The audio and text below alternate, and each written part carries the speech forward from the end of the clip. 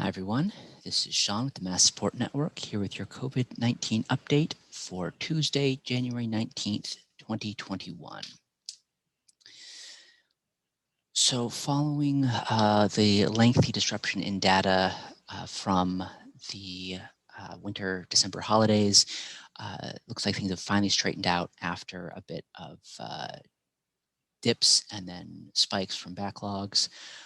So a lot of numbers seem to be dipping down this week, but that's probably more getting us to around where they actually are. And we're about to cross a bunch of milestones in terms of case numbers. In the next week, we should be topping 100 million cases worldwide and 25 million in the United States. That is an increase right now since last week of about 4.7 million, which is about 400,000 less than last week. Probably getting through those backlogs means that we're now about where things really are. Similarly, the United States saw about 300,000 fewer cases in the last week, just 1.5 million, just 1.5 million.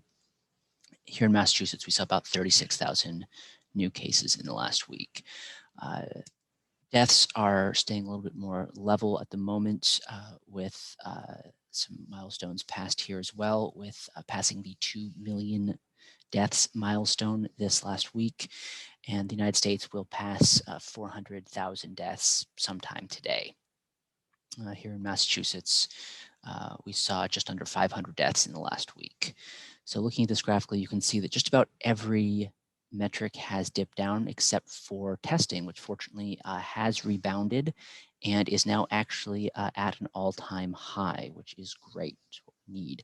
But you can see everything else has dipped down again to get past those backlogs where we had that. It's most noticeable in the case counts where we had a dip and then a spike, which more or less fills that in. And over the next coming weeks, we'll actually understand where we really are. Just looking around the country, this chart shows both the hospitalizations and the cases on the same chart. And you can see how pretty much every region has had these corresponding dips followed by spikes, followed by dips again here. So the Northeast seems to be slightly higher than it was before the holidays. The Midwest appears to be more or less still on its downward trend. The West is perhaps slightly lower than it was, but we'll see. And the South is still rising, even if it's not as high as it was in the spike in the last couple of days. Hospitalizations have peaked in a lot of areas for the time being, and we'll hope that continues. But looking at that a little bit more granularly beyond these 4 census-defined regions, this chart shows the hospitalizations broken down into more specific areas. So for example, the West, which is hitting the highest, some of the highest highs right now, it's really the Pacific area rather than that mountain area, which has tapered off. Similarly on the right there, the Northeast, New England has plateaued for a little while there in terms of hospitalizations, while the Mid-Atlantic is really what is seeing most of them right now.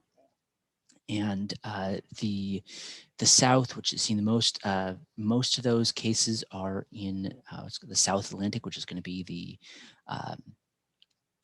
the Florida, Georgia, Carolinas area, whereas the East, South, Central is seeing less, but the western southern area, make that a little bit unnecessarily confusing, is also still steadily rising. And you can see the Midwest there, both regions in that area have tapered off significantly, more steeply in the eastern part of the Midwest, which is going to have, should have Minnesota and Wisconsin in there, whereas the western Midwest, Dakota's is taking its time going down a little bit more, but with a smaller population has also seen fewer raw cases. Deaths are also trending down slightly as we get over those backlogs. Deaths do take a while to report. to go through a lot of bureaucracy there. So that is to be expected, that we're now just finally breaking through that backlog. And things are definitely still higher than they were in mid-December in most regions except the Midwest. But they are trailing off a little bit, and that doesn't mean that we can rest easy. We still have a lot of potential for spread, and we could still see some post-holiday spikes coming on. So delayed effect there, as it takes a couple days or weeks for people who are traveling to show symptoms and then pass that on to someone else.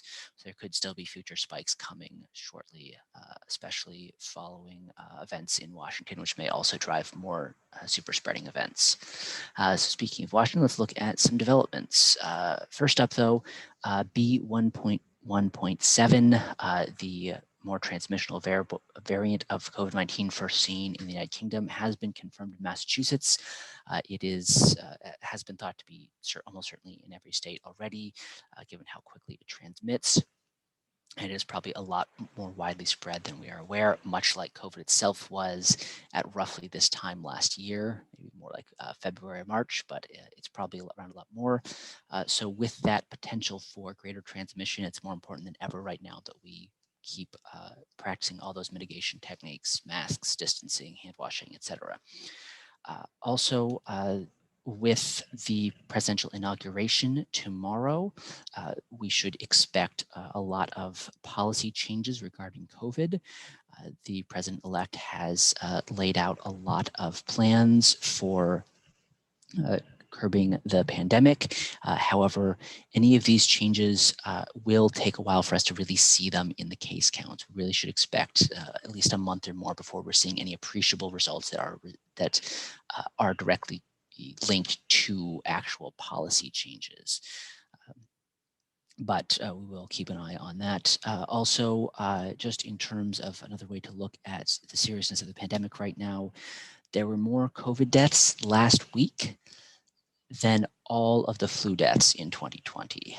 This is a point to make to anyone who compares COVID to the flu. COVID in a single week is more deadly than an entire year of flu. This is just something that has to be reinforced constantly as people continue to struggle with getting their heads around exactly how dangerous this is, even at this late stage. But it's just an important thing to be aware of. So looking at vaccines here in the United States, we have given 10.6 million vaccines so far. That is about 1.6 million in the last week, which is really not fast enough. We need to be giving about that much every day. We should be giving at least 1 million vaccines a day if we want to have everyone vaccinated by fall. There have been about 31 million vaccines distributed around the country. That's about 6 million more from last week. And there is still a lot of bottlenecking, especially with the prioritization systems of trying to make sure that specific people get the vaccine before other people, and that is slowing things down, certainly, as well as just infrastructure. Here in Massachusetts, we've given about 250,000 vaccines, having received just under 700,000. That's about 60,000 vaccines given in the last week, and 200,000 new vaccines arrived in the state. So one final thought as we go into the week. This is just one more cartoon from XKCD, local cartoon there. Just taking a look at where things were in 2020, the old flatten the curve metric, and now with vaccinations coming out, it is steepen the curve. We need to get more vaccines into arms as soon as we possibly can. Our sources come from the usual spots: COVID Tracking Project for the graph, New York Times for the raw numbers, and mass.gov for Massachusetts-specific data. And for more from the MassSupport Network, you can find us on our website or on social media. Remember, wear your mask, wash your hands, and we'll be here if you need us. Stay safe.